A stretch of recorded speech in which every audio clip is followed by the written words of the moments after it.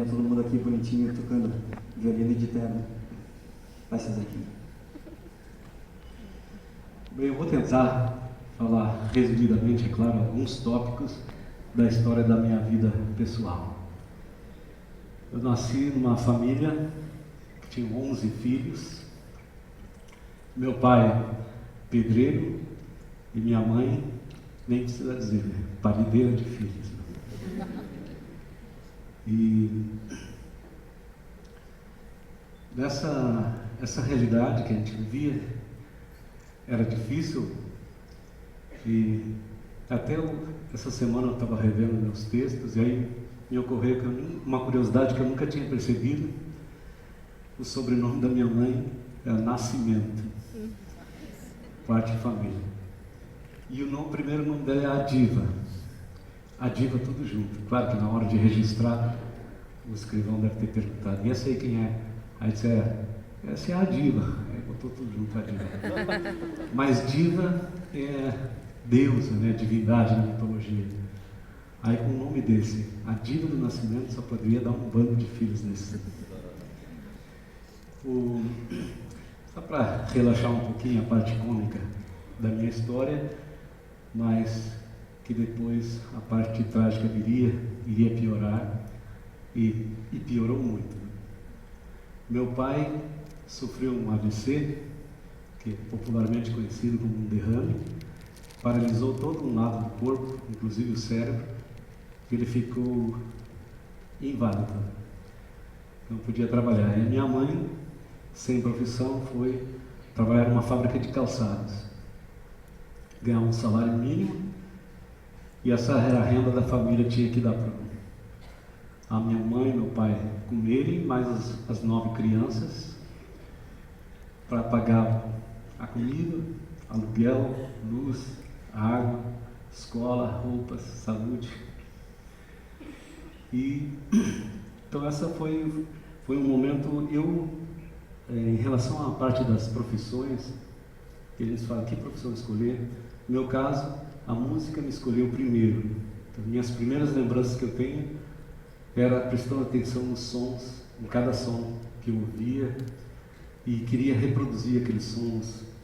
Então, às vezes eu pegava um elástico, tentava imitar as melodias e tal. Acabei, como a gente não tinha dinheiro para comprar um instrumento, fiz um instrumento, uma latinha de azeite com aramezinho, e ali eu conseguia tirar umas melodias. E aí depois, mais tarde, uma irmã minha, não sei como ela conseguiu, um violão, me deu de presente. Então, daquele momento em diante, eu coloquei como meta, vou aprender a tocar isso o melhor que eu posso. Aí nos violeiros da vila onde eu morava, procurava aprender o máximo que podia. Lá pelas tantas, fiquei sabendo, eu morava 40 quilômetros daqui, no Novo Hamburgo. Fiquei sabendo que na televisão ia haver um concurso. Quem tocasse melhor violão ganharia um prêmio de uma guitarra elétrica. Aí vou ir para esse concurso. Decidi, fizeram uma vaquinha, juntaram dinheiro para passagem. Eu vim, participei do concurso. Felizmente tirei o primeiro lugar, venci e ganhei uma guitarra elétrica. Isso na época, para mim, a realidade era uma coisa assim fantástica. Quase não acreditava estar descendo o Morro de Santa Teresa agarrado naquela guitarra que era minha. Cheguei em casa, a vila estava em alvoroço, todo mundo esperando como se fosse um grande herói chegando, porque todo mundo tinha assistido na televisão ou torcido, e na única casa que tinha um aparelho de televisão naquela vila. Eu fiquei muito feliz, e daí eu tive uma lição que acabou acompanhando para o resto da minha vida, que foi se dedicar ao máximo, definir ao que se dedicar ao máximo e não desistir, principalmente a persistência e não desistir. E se tinha conseguido isso, eu acho que eu pensei que poderia conseguir mais coisas. O rock and roll estava explodindo no mundo.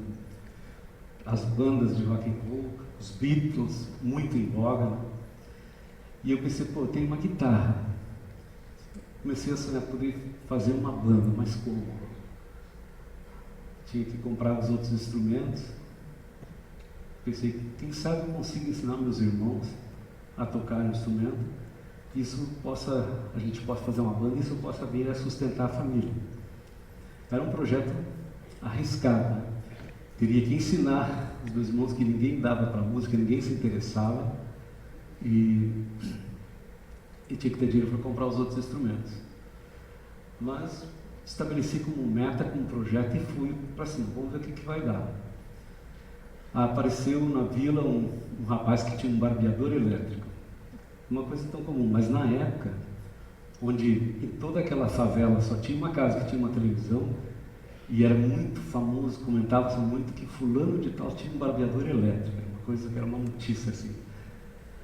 E esse rapaz chegou e disse, olha, se vocês deixarem entrar na banda, eu dou esse aparelho de barbear para a gente fazer uma rifa e para dar a entrada e comprar os outros instrumentos.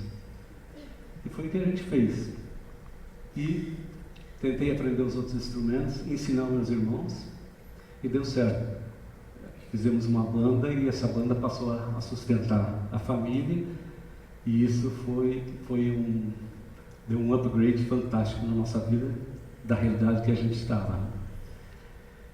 Bem, a essa banda, eu e meu irmão, a gente tem muito a agradecer, porque foi com essa banda que o meu pai foi fazer um show no interior do Rio Grande do Sul, lá em Dois Irmãos, e lá ele viu, naquele baile, dançando uma lemoa enlouquecida, que chamou muita atenção dele, porque ela dançava completamente fora do ritmo. Completamente. Inclusive essa lemoa até hoje ela não consegue bater palma no ritmo dele enquanto a gente toca.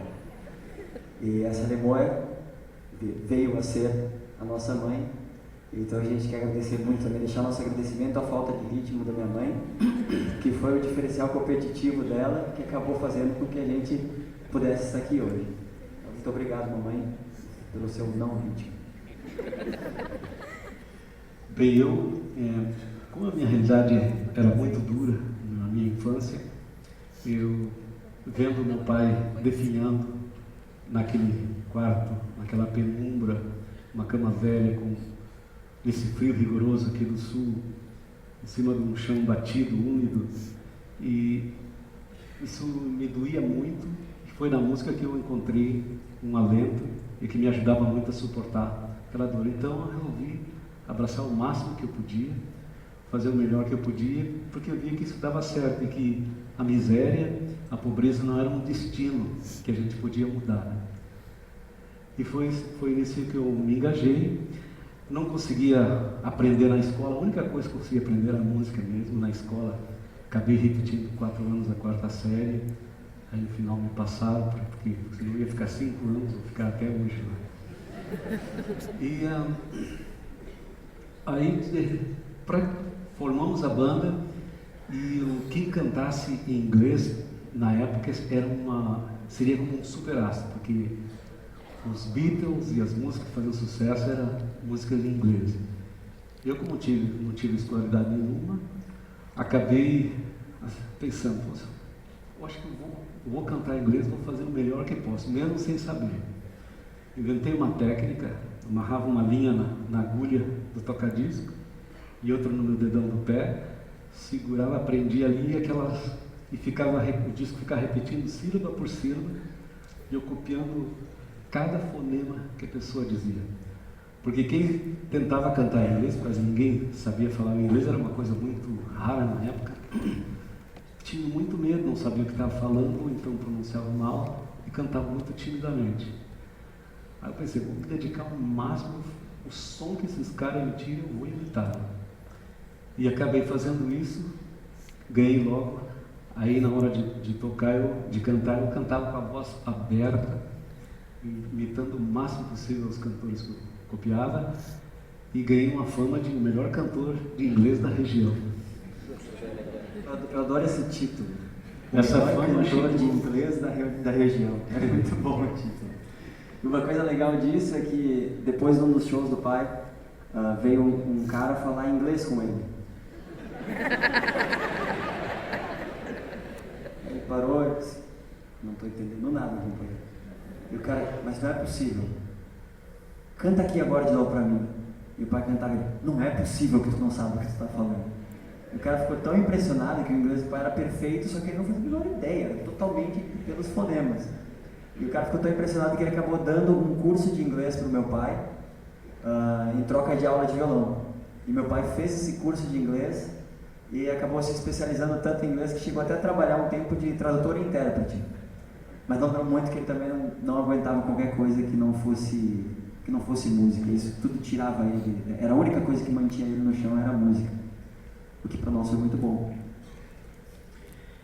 Aí, bom, quando fui trabalhar como secretário executivo de uma empresa americana, importadora de calçados, que precisava de quem falava inglês, fui trabalhar e achando que ia conseguir enganar, mas não enganei por muito tempo.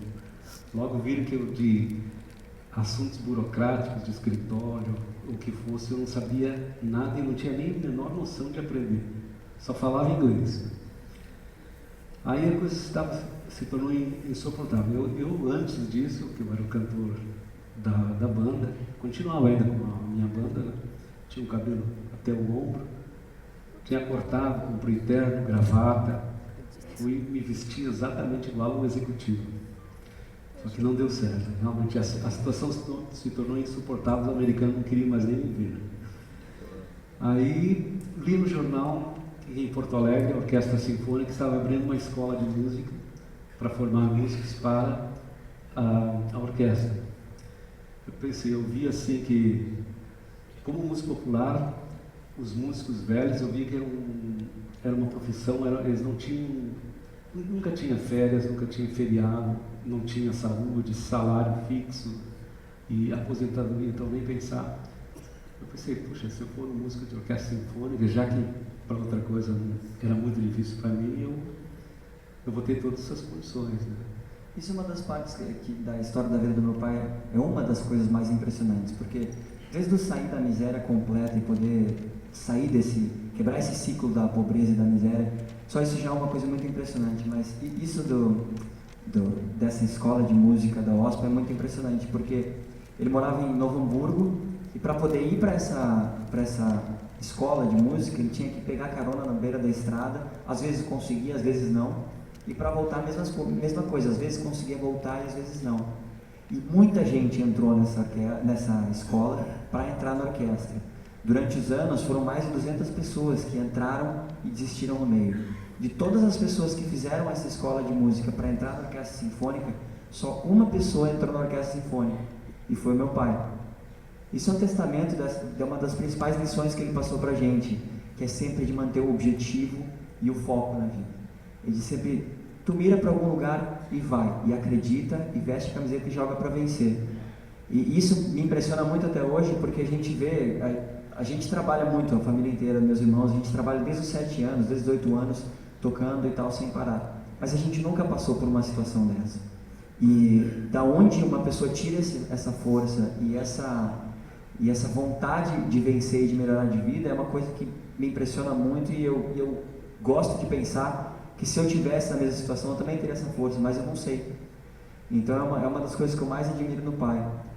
E graças a esse violino que ele aprendeu a tocar lá e entrou na orquestra sinfônica, e graças ao inglês que ele aprendeu porque cantava muito bem, era o melhor cantor em inglês da região, ele acabou conseguindo um emprego como assistente de um professor de violino da PUC, né? E esse professor tinha voltado dos Estados Unidos e deu para ele, eu tenho uns livros aqui de didática de música em inglês, se tu quiser ver. E ele descobriu lá o método Suzuki, que é um método japonês de ensino de música. E foi com esse método que ele implantou numa escola, de graça, que ele acreditava tanto, ele implantou nessa escola e começou a ensinar a gente também como cobaia. E nessa escola, depois de um ano, uma pré-escola, maternalzinho, depois de um ano, no fim do ano, ele fez uma apresentação e os pais não acreditavam que as criancinhas de 3 ou 4 anos, os filhinhos dele, estavam tocando violino. E foi a partir daí que ele montou a escola de música Tio Zequinha, que até hoje existe aqui em Porto Alegre. Foi onde a gente teve a nossa educação musical e foi daí que surgiu a família Lima. Então foi a partir desse foco e desse objetivo do meu pai, sempre claro, e que ele perseguiu tudo que ele podia, que a gente tem a chance de poder estar aqui hoje nesse teatro, que inclusive a gente tocou, eu cantei o hino nacional aqui na inauguração, mais ou menos uns 20 anos atrás, eu acho. Então, isso pra gente é muito especial, é uma lição que a gente guarda muito dentro do coração. Essa é a lição que meu pai passou pra gente. É uma das grandes heranças que meu pai deixou pra gente. Que são esses ensinamentos, e a outra grande herança é a música, que é uma ferramenta que a gente tem que, em qualquer lugar do mundo que largar a gente consegue sobreviver e consegue se manter.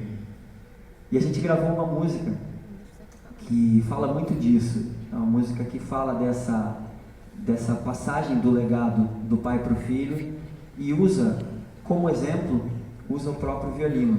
Então vocês vão perceber na letra que tem essa história. Essa música se chama Meu Violino.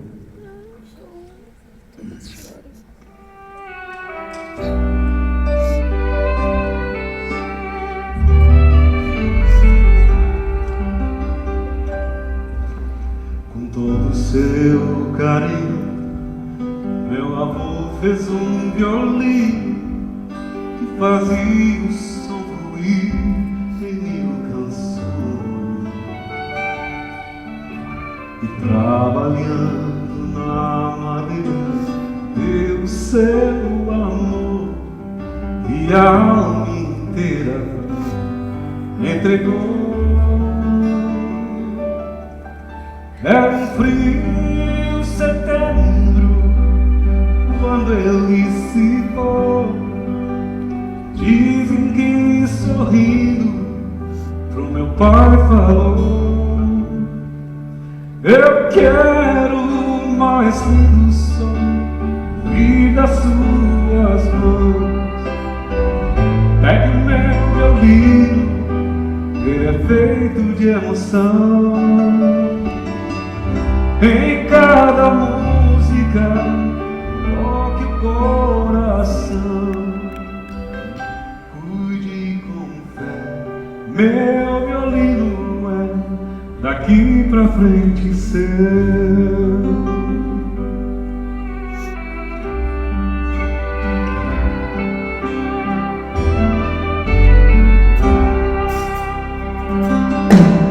Muito cedo eu perdi meu pai, mas antes de partir, colocou um violino em minhas mãos. Eu quis chorar, uma força me amparou. Posso até jurar que ele falou: eu quero mais lindo som vir das suas mãos.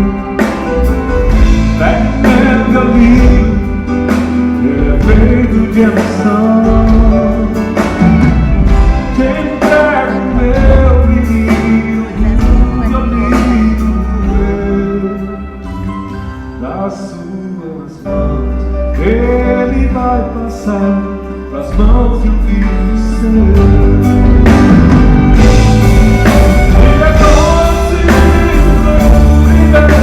Eu quis se esforçar, segurando meu violino pra tocar.